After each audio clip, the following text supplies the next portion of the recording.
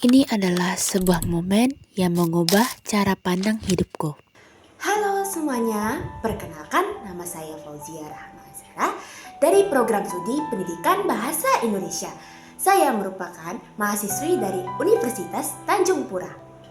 Pada saat itu, saya paling suka yang namanya tulis-menulis, di mana kegemaran itu berlanjut hingga sekarang. Nah, mari saya ceritakan kembali tentang perjalanan saya menulis selama ini.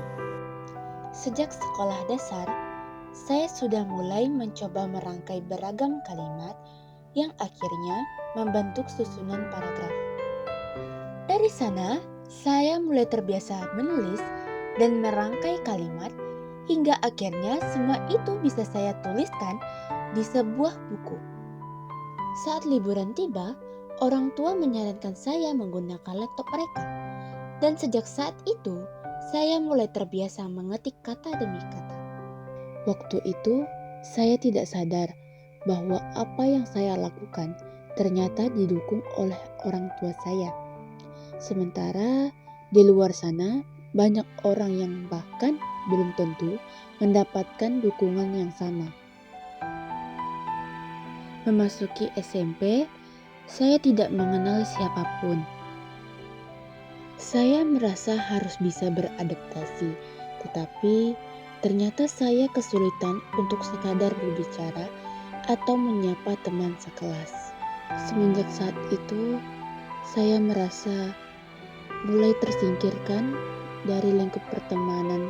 Walau begitu, pandangan itu mulai berubah karena masih ada teman yang mau berbicara kepada saya.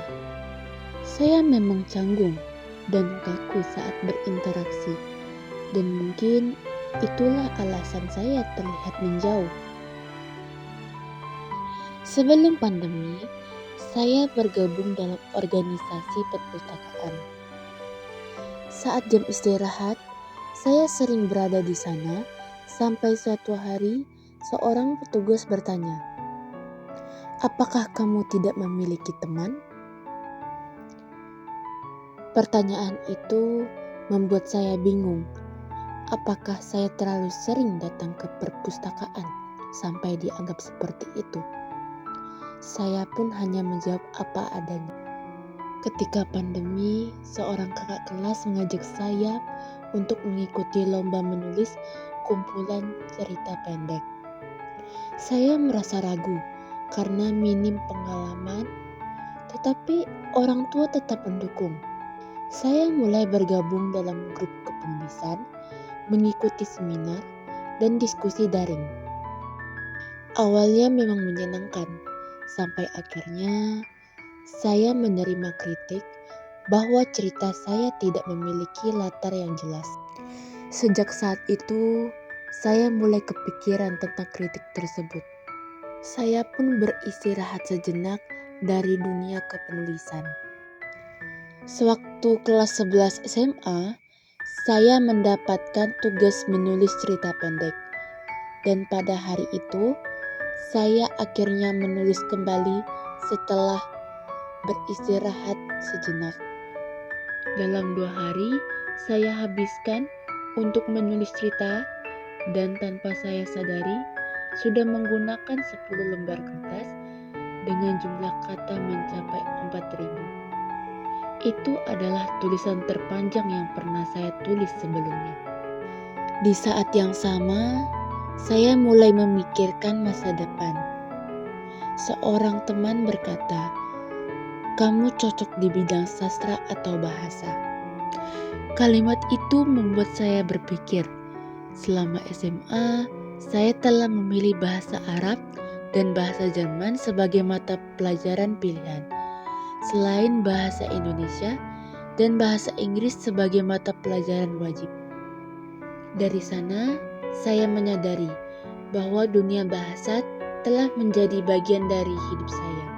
Oleh karena itu, saya akhirnya memilih pendidikan bahasa Indonesia sekaligus mewujudkan cita-cita saya menjadi guru. Meski sadar, masih banyak kekurangan yang saya miliki.